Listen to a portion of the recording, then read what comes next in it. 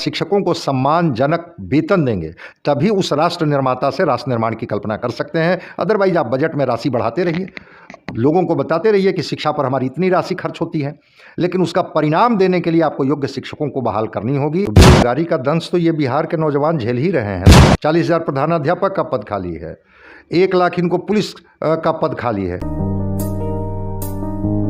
नमस्कार, मैं रोहित, आप देख रहे हैं बिहारी कलम।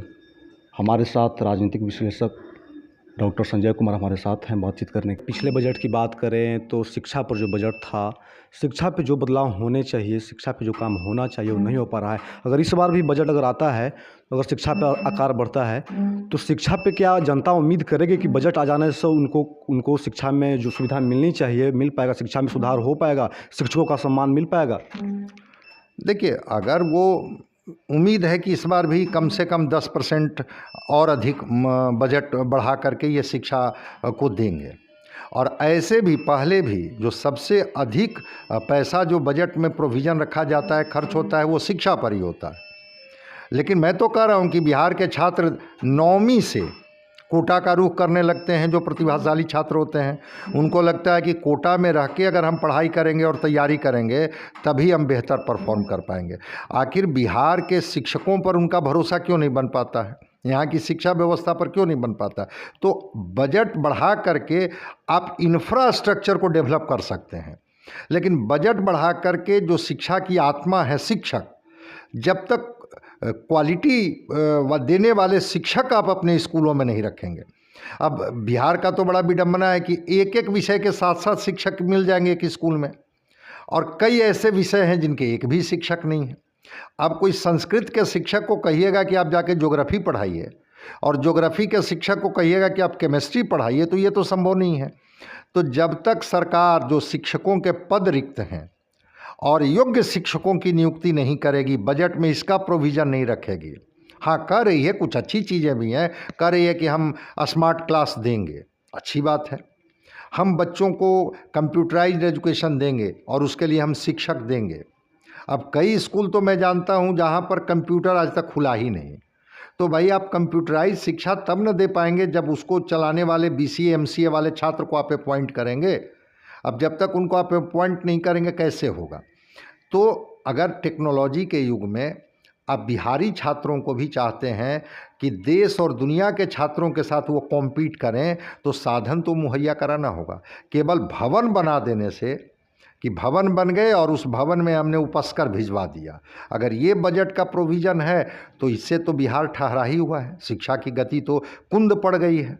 और मैं नहीं, असर की रिपोर्ट कर रही है कि 8वीं क्लास में पढ़ने वाला जो छात्र है वो 5वीं क्लास का हिंदी का 5 वाक्य ठीक से नहीं पढ़ पाता है, वो 5वीं क्लास का गणित नहीं बना पाता है। तो जब तक आप क्वालिटी एजुकेशन नहीं देंगे, और क्वालिटी एजुकेशन तभी आएगी जब आप योग्य शिक्षक बहाल करेंगे और शिक्षकों को सम्मानजनक वेतन देंगे, तभी उस राष्ट्र निर्माता से राष्ट्र निर्माण की कल्पना कर सकते हैं। अदरवाइज आप बजट में राशि बढ़ाते रहिए, लोगों को बताते रहिए कि शिक्षा पर हमारी इतनी राशि खर्च होती है, लेकिन उसका परिणाम देने के लिए आपको योग्य शिक्षकों को बहाल करनी होगी, रिक्तियों को भरनी होगी, सारे विषयों के शिक्षक हर स्कूल में देना होगा। और पंचायत वाइज जो आप कहते हैं कि नहीं, वो हमारा 7 निश्चय पार्ट 2 में है, पंचायत वाइज आप स्कूल देंगे, हाई स्कूल देंगे, तो लड़कियां भी पढ़ेंगी, लड़कियां भी बढ़ेंगी। तो योग्य शिक्षक की नियुक्ति और रिक्तियों को जब तक भरा नहीं जाएगा तब तक बजट के आकार बढ़ाने से भी शिक्षा में कोई आमूलचूल परिवर्तन नहीं होने वाला है। तेजस्वी यादव उप मुख्यमंत्री हैं, सरकार में जनता भी उनसे कुछ उम्मीद करती है। पहले की सरकार और अब की सरकार में जनता इनको किस रूप में देख रही है? नहीं, ये तो दावा किए हैं कि 10 लाख सरकारी नौकरी देंगे। तो बेरोजगारी का दंश तो ये बिहार के नौजवान झेल ही रहे हैं ना। और अगर तेजस्वी जी 10 लाख सरकारी नौकरी देने में कामयाब हो गए, और बल्कि इनके साथ जो नीतीश कुमार जी सरकार में बतौर मुख्यमंत्री के तौर पर इन्होंने कहा कि 10 लाख सरकारी नौकरी और 10 लाख रोज़गार देंगे, तो अगर 20 लाख लोगों को नौकरी और रोज़गार मिल जाएगी तो 20 लाख परिवार तो बदल जाएगा बिहार में। तो बड़ी उम्मीद भरी और आशा भरी निगाहों से इनकी तरफ देख रही हैं। लेकिन क्या ये बात अगर आकार लेती है तो बिहार के नौजवानों के लिए, बिहारियों के लिए मैं मानता हूं कि एक बड़ा ही सफल प्रयोग होगा।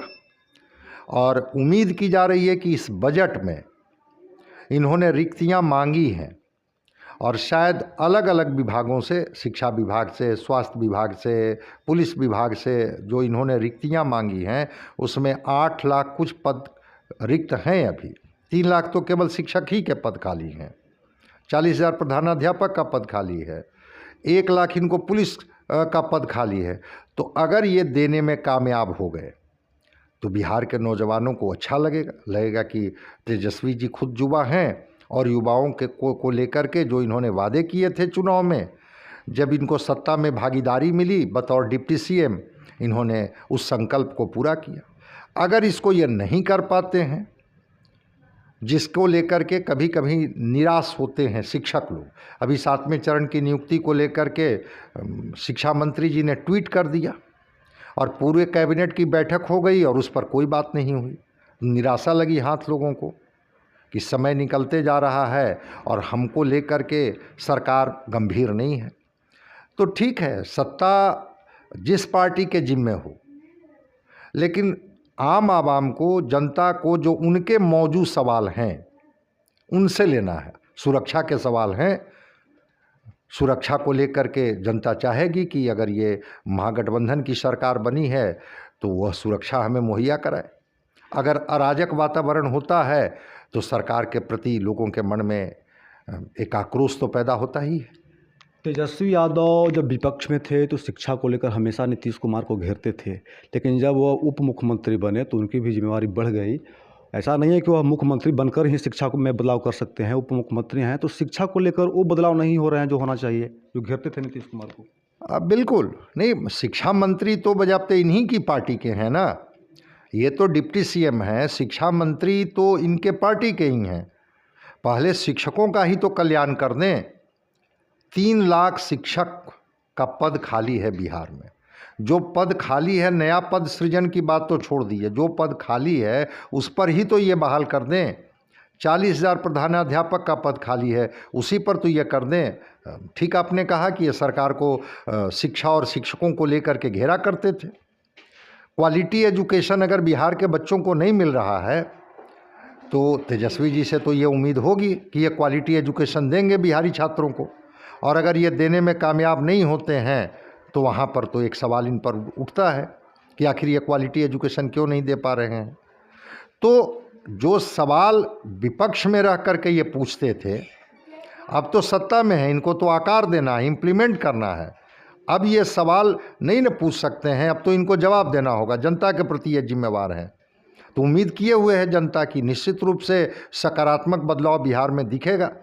और अगर शिक्षा के क्षेत्र में कोई सकारात्मक बदलाव नहीं दिखता है तो तेजस्वी जी ने जो एक भरोसा दिलाया था तो लगेगा कि वो भरोसा राजनीतिक भरोसा था, जो हर पॉलिटिकल पार्टी करती है कि विपक्ष में होती है तो बड़े बड़े दिवा स्वप्न और बड़ी बड़ी बातें करते हैं। जैसे ही वो सत्ता में आते हैं तो वो वित्त विभाग और फाइनेंस की कमी और अलग अलग और केंद्र सहयोग नहीं कर रही है और इन वजह से ये चीज़ें आकार नहीं ले पा रही हैं, तो उनकी भाषा बदल जाती है।